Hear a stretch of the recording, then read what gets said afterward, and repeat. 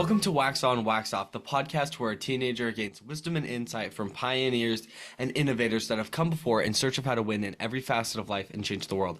I'm your host, Solomon Cole, and let's get into today's episode. So for today's episode, I am joined by Dr. Will Cole. He is also known as my dad. He is a functional medicine practitioner. He is a innovator in his space. He is one of the first doctors to do telehealth. He is a New York Times bestseller. He is just, and not only that, he's an amazing father. He's an amazing person, and he is so wise. He has so much wisdom, and I am so lucky to have him as my dad. But more so, I'm just lucky to have him in my life in general. Anybody who is in proximity to him is lucky to have him because he is just, I mean, I cannot praise him enough. He literally is, he's just the best. So without further ado, let's get into my episode with my dad, Dr. Will Cole. So first of all, I want to say thank you for being on the podcast. Thank you for being there for me. Thank you for supporting me and for giving me all the help and wisdom throughout like my whole life. You're welcome, buddy. I love you so much. I'm so proud of you. This is awesome. Let's keep it going. Round two. You're doing, I was your first ever episode. Yeah. All right. Okay. And I see such an awesome evolution and growth and like thoughtfulness to your interviews through the last season and this season. And you took, I wouldn't say criticism. You took people's notes of like, oh, if you did this or if you did that, different people in your life, not even from me, it was from other people, but, you took those notes and you really perfected it. And, you know, in a world where so many people have a podcast, doesn't make everybody good at it. Like everybody has a mic and a computer and they think they're a journalist or an interviewer and they're not. And you really are honing this craft and making it really good. And I think even the level of editing that you do, which is minimal, shows that. Like anybody can edit and make things look semi-professional.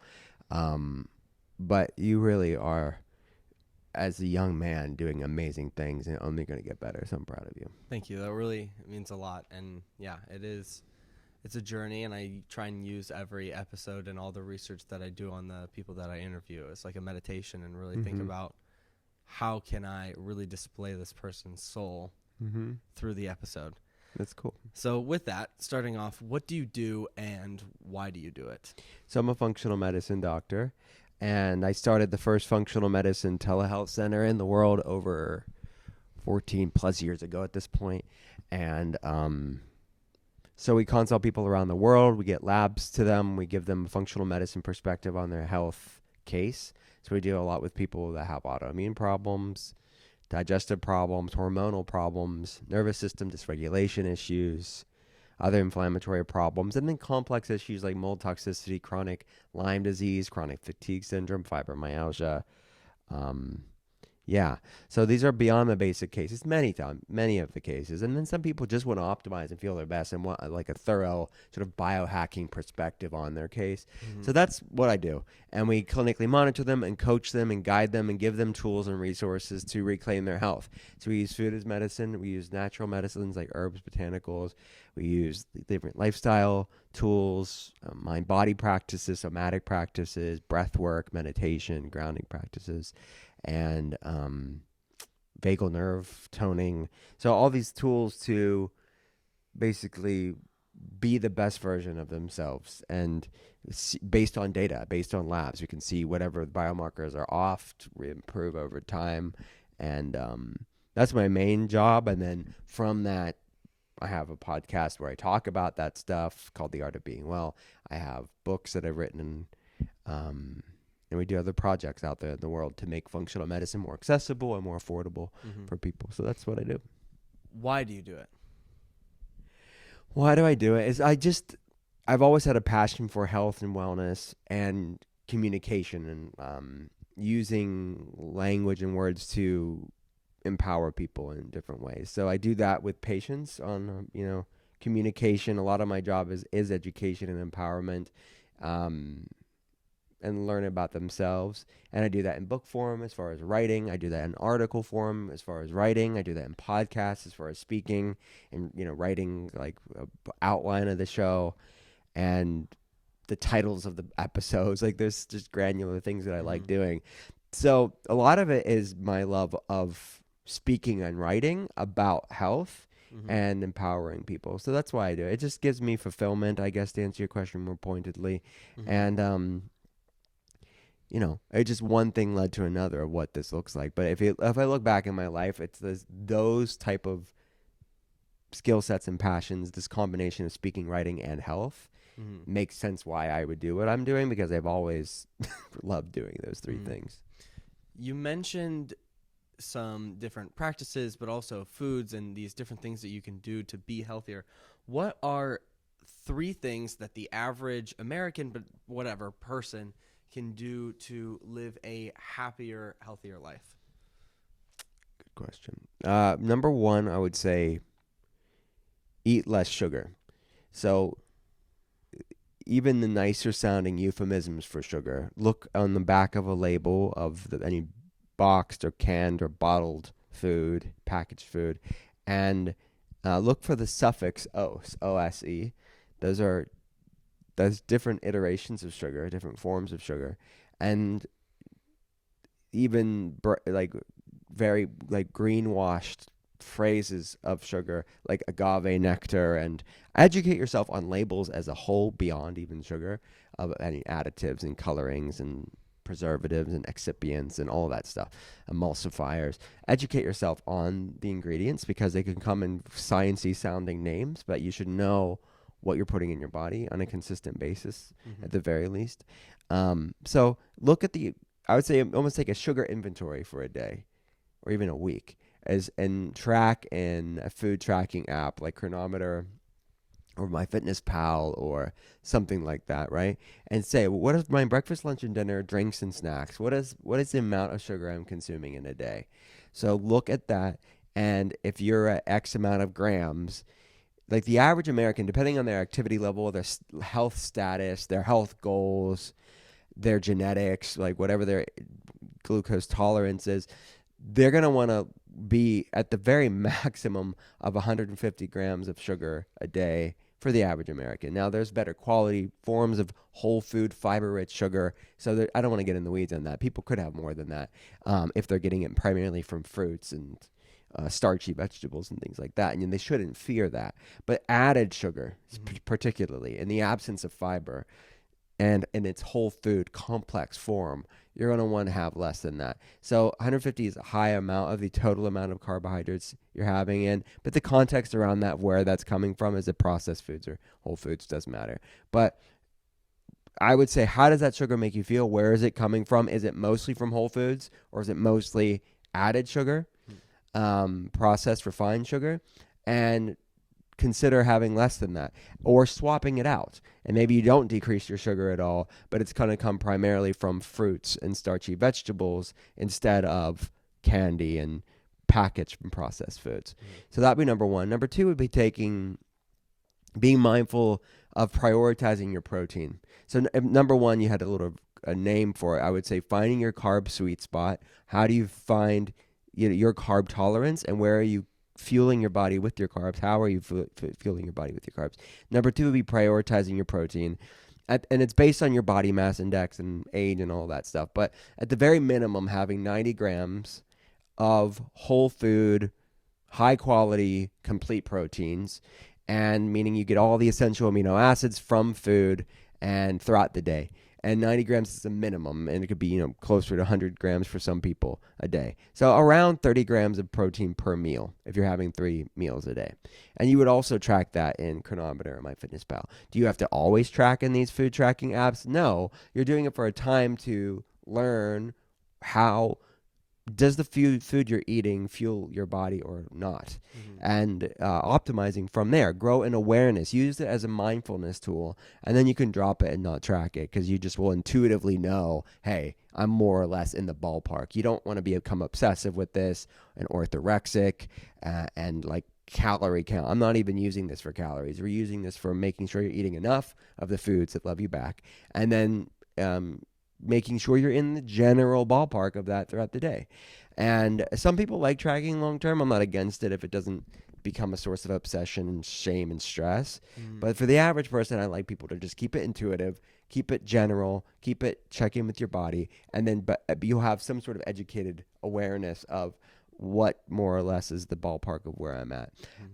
So that would be number 2. Why do you need protein? Your brain needs it. Your muscles need it. The more lean muscle mass you have, it's a glucose sponge. It's absorbing all that sugar. It's a metabolic organ, and you need it for longevity, increasing your health span, and just feeling your best. Like if you're struggling with brain fog or fatigue, or if you're somewhere on that insulin resistant blood sugar roller coaster spectrum, you want to make sure you're building that lean muscle mass. And so many kids are insulin resistant. So many young adults are insulin resistant. This is not an old person thing. So you have to, the things I'm telling you you can reverse this and overcome this and be the best version of yourself. And the third, I would say, have more soups and stews. So instead of having lots of raw things, a lot of people have unhealthy guts. Growing amount of young adults have unhealthy digestive systems. So having more soups and stews and having these baths in bone broth, or if you want a plant-based broth like a ginger seaweed broth, galangal broth, something like that. But it's soft cooked proteins, soft cooked vegetables. That would be 3 things. Because it's like this proverbial siesta for your gut, which is 75% of your immune system. Inflammation is a product of the immune system, so it's going to lower inflammation levels for you.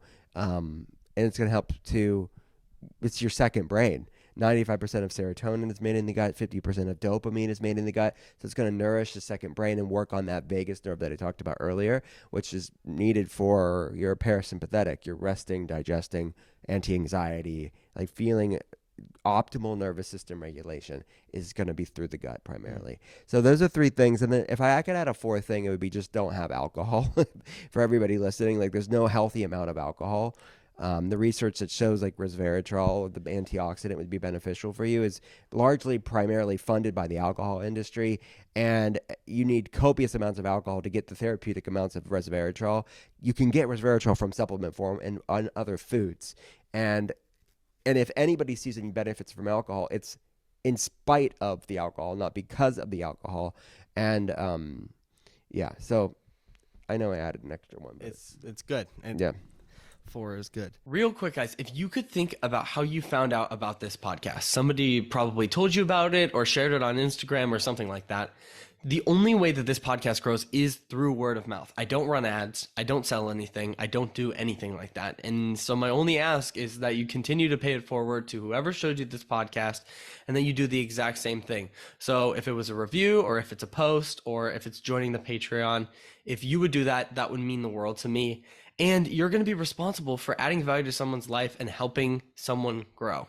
There's a lot of confusion around health and I'm trying to get healthy. I'm healthy. Yep. Or I'm doing this to try and get healthy. What does it mean to be healthy? Well, I mean, that's an existential question, but I would say having physical, mental, emotional, spiritual wholeness. So that means a completeness. It means a groundedness. It means a safety in your own body and in your own self. And it's a confidence in all of those areas. And if you're lacking wholeness, if you're lacking confidence, if you're lacking a resolute completeness, there's going to be some fragmentation and some dysfunction. You know, if you break that word down, this is such a cliche, but it's disease is dis-ease, a lack of ease in the body or the soul or the mind or the spirit. So that's what it is. So check in with every system of your body. How's my mental health? How's my sleep? How are my energy levels? How's my ability to move my body? These are key areas. How's my skin? How's my hair? How are my nails? How's my eyesight? How's my digestion? These are areas that people can check in. Those are check engine lights. That if that's off, then those are check engine lights that something's underneath that proverbial hood and it needs some attention, it needs some care. and nourishment. You already mentioned a couple things, but what are some common things in our lives, whether it's foods or practices or whatever, that need to be cut out? Yeah. So the what I call the inflammatory core four be gluten-containing grains, added sugar, industrial seed oils like canola oil, vegetable oil, soybean oil. And fourth would be conventional dairy, regular dairy, not grass-fed, raw, organic, fermented dairies. And alcohol would be five. So if the human race had less of those five things, the human race would be exponentially more healthy. And it would, I mean, on a micro level and a macro level. On a micro level, like people's that they would be healthier, which is primary, right? But the more you get the individual healthy and the family unit healthy and family friend group healthy, you get societies healthy, you get countries healthy, you get states healthy, you lower healthcare costs, you get economies healthy. So this is a whole cascade. That's why it's important to, like, it's unsustainable. Right now, what we're doing right now with sick care system, we have the worst. Like, the United States spends more on healthcare than the next 10 top spending countries combined. Yet we have the most disease and the shortest lifespan of all industrialized nations. 50 million Americans have an autoimmune condition. I mean, I could go on and on. I mean, it's staggering. So yes, it's important on an individual level, but if you look at the ripple effect, the cascade of what's happening societally, it's unsustainable. If there's all these things in the world that are causing literally the human race pain and autoimmune issues, and it's just a negative experience overall, why are we doing it? What's the cause of this? Why is this happening? That's also a systemic thing, right? It's education, it's empowerment, it's resources, it's making things more accessible and more affordable for people. Yeah, so there's a lot of work to do. So I mean, I'm not in government or policies making like this, but I help people on a grassroots level where there's I put a lot of, if you think about it like this, I put mostly free content out there.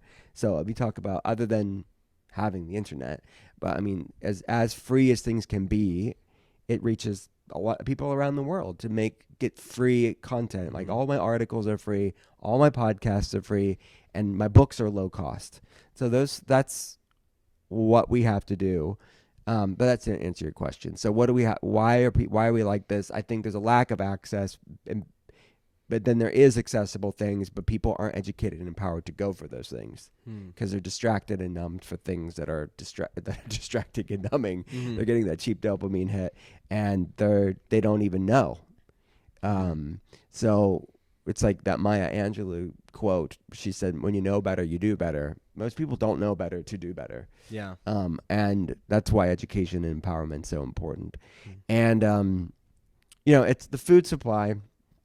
It's a combination of things. It's the food supply, the cheap foods that are out there for people, for the average Westerner that lives today. They're filled with a lot of herbicides and pesticides and food colorings and dyes and ingredients that aren't not even food, right? But yet they're cheap and they're feeding disease, they're feeding health problems.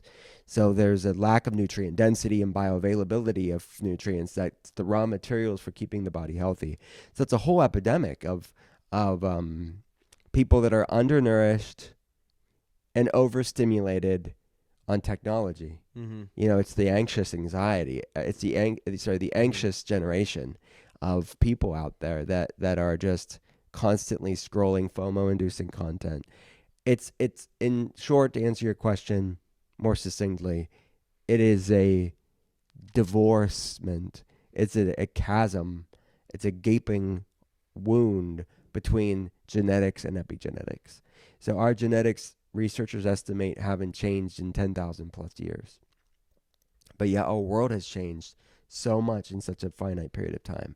So it's the foods we're eating or not eating. It's our exposure to environmental toxins, both in the water, in our soil, in the air, but also technology as a toxin with EMFs. And it is chronic stress, it's unresolved trauma, it's the mental, emotional, spiritual side of things. It's our removal. It's our disconnection from nature. Mm-hmm. It's all of these things that are the confluence of factors that are triggering genetic predispositions that have been there forever, for thousands and thousands of years, but are being awoken like never before in human history because of this, what they call an evolutionary mismatch, or a genetic epigenetic mismatch. So that's why, because we've forgotten our way and we forgot where we came from. Mm-hmm. For the people hearing this who are, I guess, hearing what you're saying and kind of waking up and looking around and being like, oh my gosh, I can change some things, and I can really make a difference in my own life, but also in the lives of others. What would you do for those people who see friends or family who are not making decisions that are going to be beneficial for them health-wise? What advice would you give to those people? Because I think there's a lot of people out there who go about the right thing the wrong way when it comes to health. You're saying if you're on a health path and you see people you love that aren't on a health path, well, I would just say lead by example. Lead by example. Be your own light, and no one wants a health Karen. No. No one wants a health Karen. You don't need to shame people. You know, a sort of mantra we have at the clinic is you can't heal a body you hate. You can't shame your way into wellness. You cannot obsess your way into health. So that's something to think about, is that you can't do that to yourself. Mm-hmm. You can't hate, shame, or obsess yourself into wellness. Mm-hmm. But you can't hate, shame, or obsess your way into for someone else either. Yeah. And you have to lead by example, plant seeds by leading by example, and then that seed will come to fruition if and when it's supposed to. Mm-hmm. And it may not be the right time for that person, because everybody's on their own path. Yeah. It may not be the right messenger. Mm-hmm. Sometimes it's not the message, it's the messenger. Yeah. And sometimes it's like, it's like the cliche of doctors, right? It's like, don't treat your family, for a number of reasons. But one of the reasons is that they don't take advice. Or it's like, again, I'm not comparing myself to Jesus, but it's like a universal principle, is that Jesus couldn't do miracles in his own hometown because people they just saw him as the carpenter's son. Yeah. And sometimes everybody with their family or close friend group, they're the carpenter's son, and they cannot achieve anything because they just are not given the gravitas that they deserve. So sometimes you're just planting a seed, but they'll hear from somebody else and they'll say, they'll have this grand awakening, and then you'll be like, yeah, I've been saying that to you for years. I see that all the time with telehealth patients. And plant seeds in love. Don't shame anybody, and call them to something greater, but in love, in kindness, in grace. That will be where sustainable change happens, not by shaming them. And ultimately too, it's like, I don't know. I think people need to lead by example. That's a big thing too. It's like, they do as I say, not as I do, is not going to work for people. Yeah. Yeah. I even just talking to the leading by example is like, when it came to working out for me, I didn't want to work out. I really just didn't see the point of it.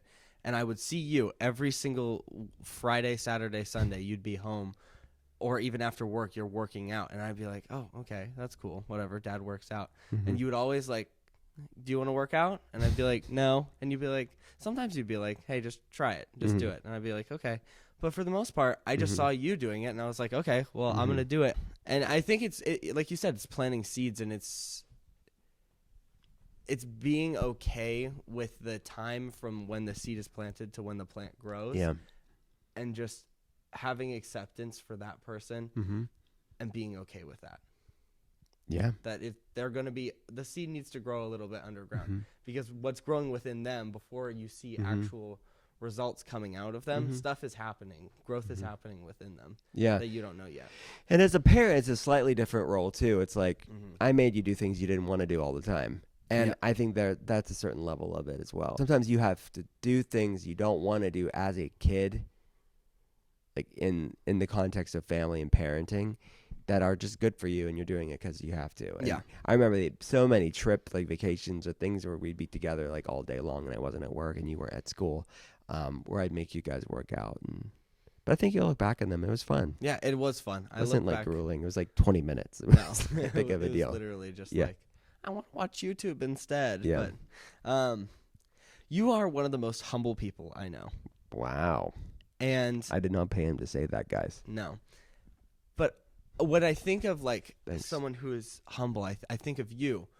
How do you think that humility has impacted your success, and why do you think it has? Well, I don't see myself as humble. I mean, I appreciate that. That's the humble answer.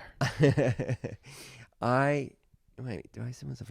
Like, look, there are people that are more humble than I am, but I'm certainly not arrogant, the most arrogant person. But I mean, I have pride.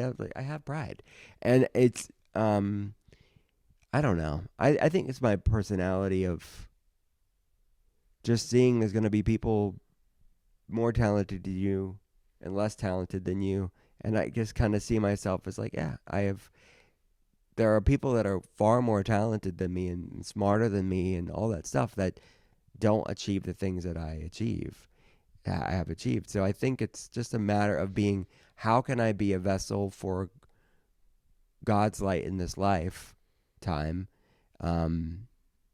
Because it's a massive privilege. Mm-hmm.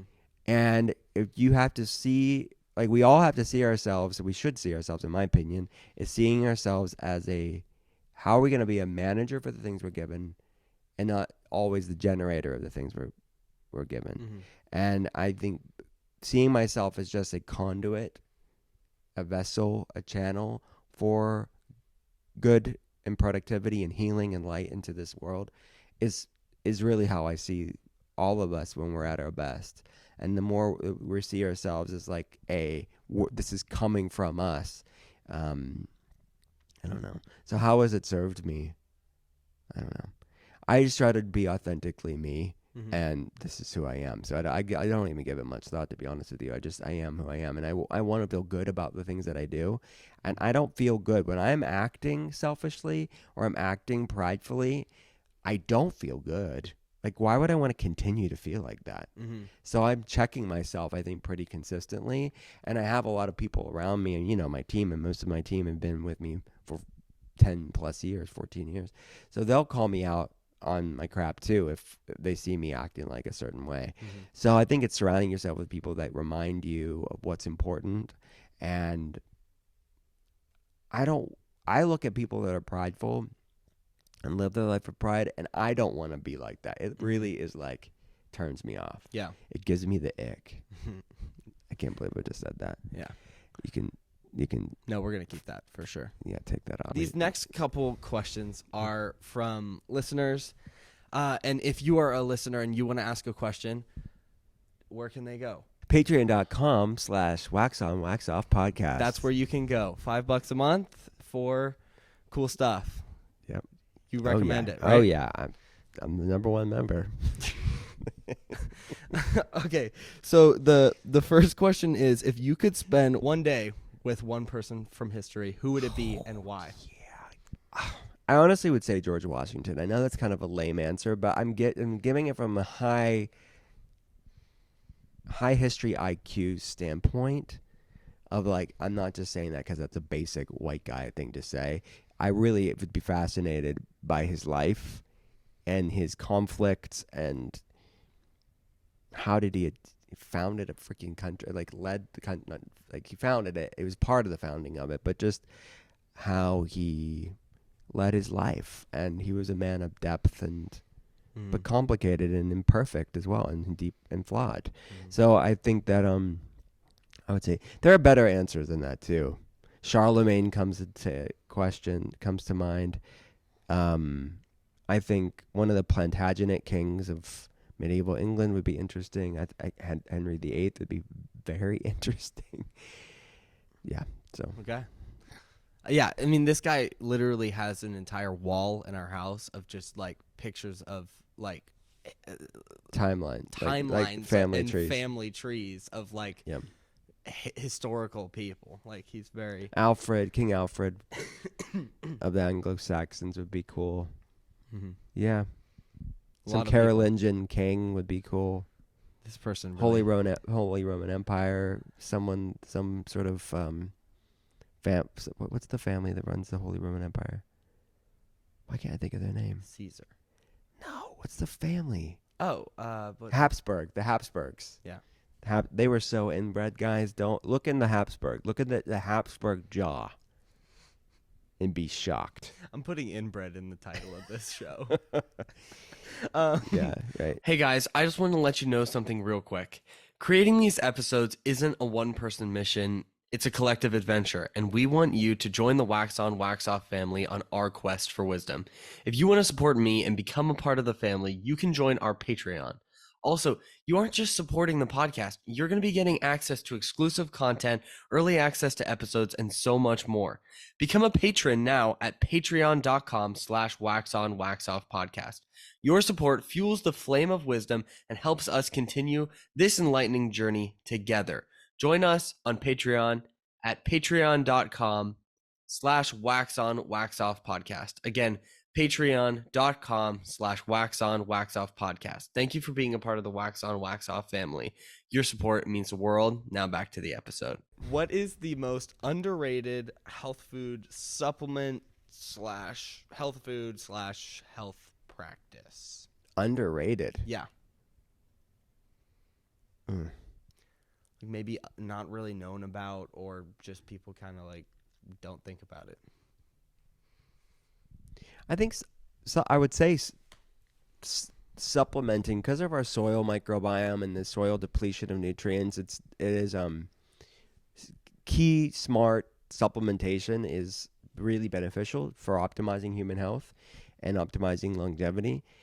So I think supplementing with a methylated B complex is something that most probably people aren't doing, probably more than ever. But they still, like, if you look at the swath of people that are there, it's probably a minority of people. So I think consistent supplementation of a methylated B complex would be number one, which is super random. But most people are vitamin D deficient, so getting a good fat soluble vitamin complex like vitamin D3, K2, vitamin A in its true form, retinol, is needed for a lot of different immune system pathways in our skin and all of that. So I think getting a good quality whole food sourced vitamin A.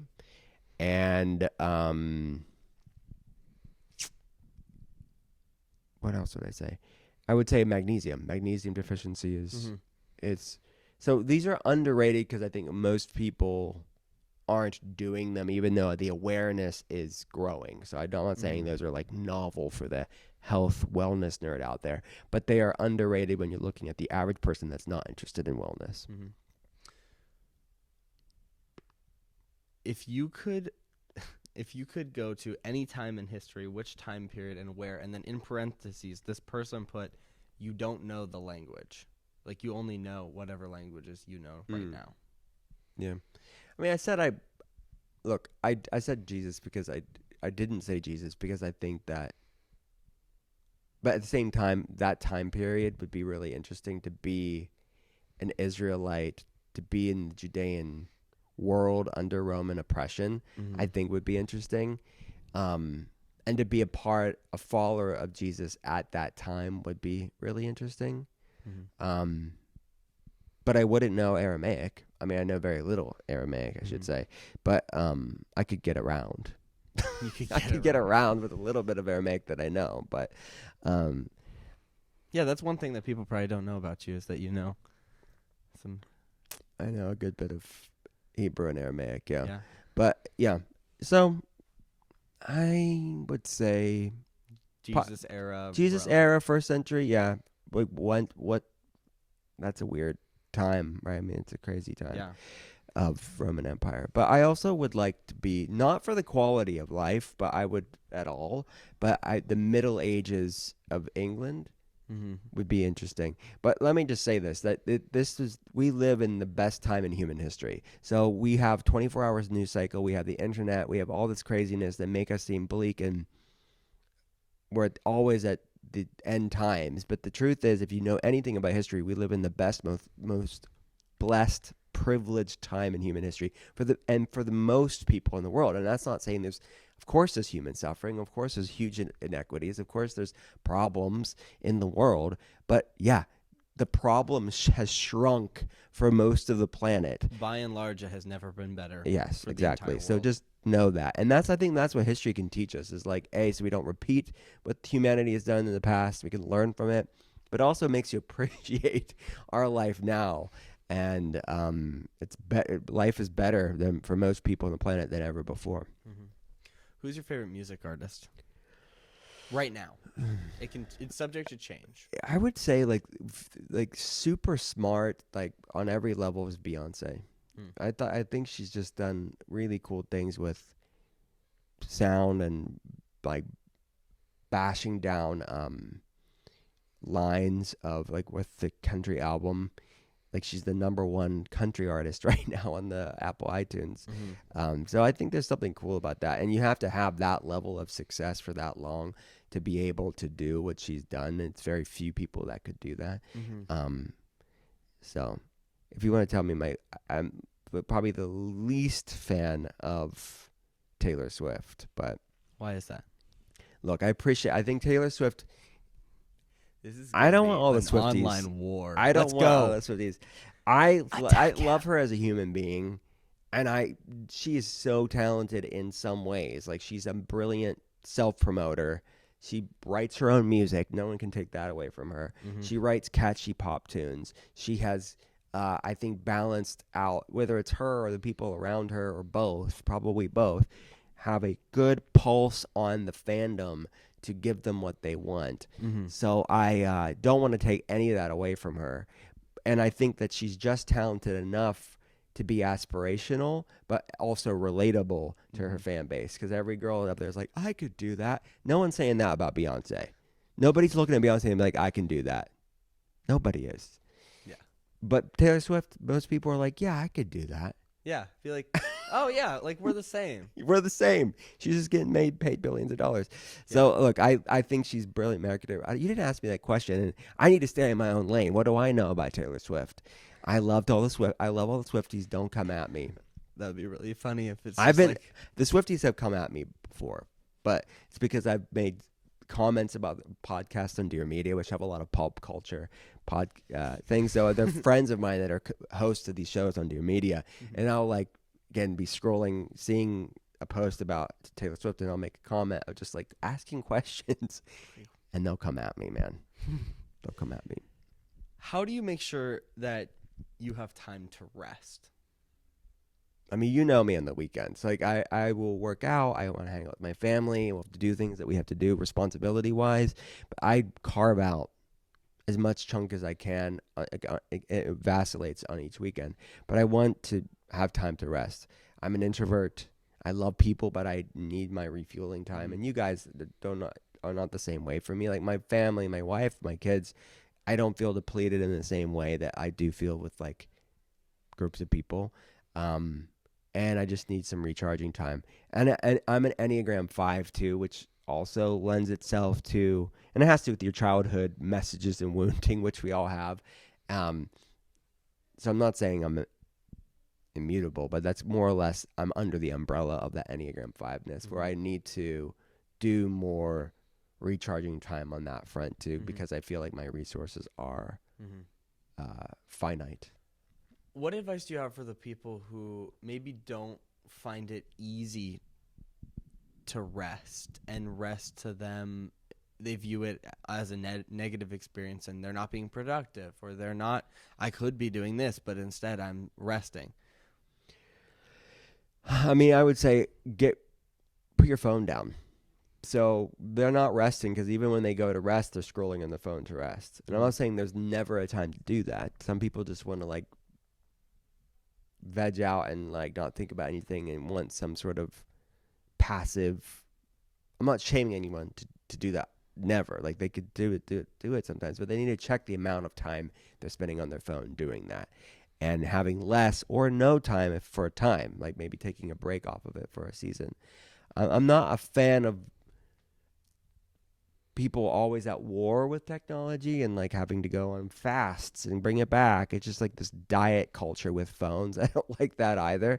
But it's if they need to have healthier boundaries with technology, which is tough to do. But whether it's like looking at your screen time, challenging yourself to have less screen time, or when I'm going to rest, I'm not going to have my phone. I'm going to like set it in another room, put it on airplane mode, whatever you need to do. Because I think if people got rid of technology and were sat in the uncomfort for a while, over time, even if you were really a low amount of time and built up over time and got used to being bored again, we forgot what it's like to be bored and to be just rest in that moment and maybe practice some breath work or meditation. Yeah, that's where innovation came in, was when you were bored and when you were just thinking about some random thing and then, oh, I have this idea. Let me go try it. And then it works. And now you have an iPhone. It's like, that's where that stuff comes from. I remember in Oppenheimer when he's like at night, just like bored, trying to fall asleep. He can't do anything to fall asleep. There's no podcast to listen to. He's just thinking about this equation, and then it comes into his head, and he tests it out in the morning, and it works. Yeah. Like, Yeah, they were always distracted. yeah. They were always They're not thinking, oh, that's that random dance on TikTok or that random whatever skit or not funny. oh, there's a new Drake song out. Yeah, Yeah. yeah, right. So it's these. You're right about that. Innovation, imagination. Innovation thrives in boredom. Quote me on that. If you could tell 18-year-old you one thing, what would you tell him? I would say that trust the process. Don't worry so much. It's going to be all right. And, you're always thinking like, well, when this happens, I will be. When this happens, I will be like less anxious. I can relax then. Or when this is over, I'll have it. It's like it goes on and it never ends. So you have to realize at a certain point, it's not going to be then. The future isn't like you can't just have peace and joy and all the goodness and contentment then in the future. Have it now. Rest in the moment now. And wow, you're in many ways, and this isn't to be like a Debbie Downer, but like your problems as in growing up only get bigger, but you realize that it's all right. So when you're younger, you're worrying about the future a lot more. But yeah, trust the process. It's going to be okay. I would say that to myself. Where can people find out more about you? Do you have any things you want to announce or? Yeah. No, I can't. I mean, look, we have always a lot of cool stuff going on at drwillcole.com, drwillcole.com. My podcast called The Art of Being Well. To go to Apple Podcasts, Spotify, all of that. The links are at drwillcole.com too. And they'll be in the show notes too. Yeah. So, no, we're focusing on the telehealth clinic. Our goal over this past year and beyond is going to be making functional medicine more accessible and more affordable for people. So we have different paths for different people to democratize functional medicine for people.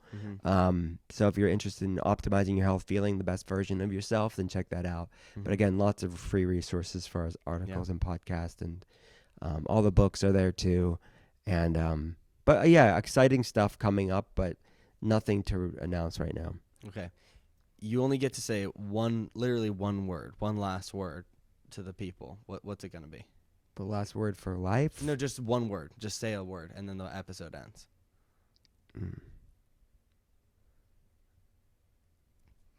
I don't know. One word. You're saying more than one word. Eternity. Bye, everyone.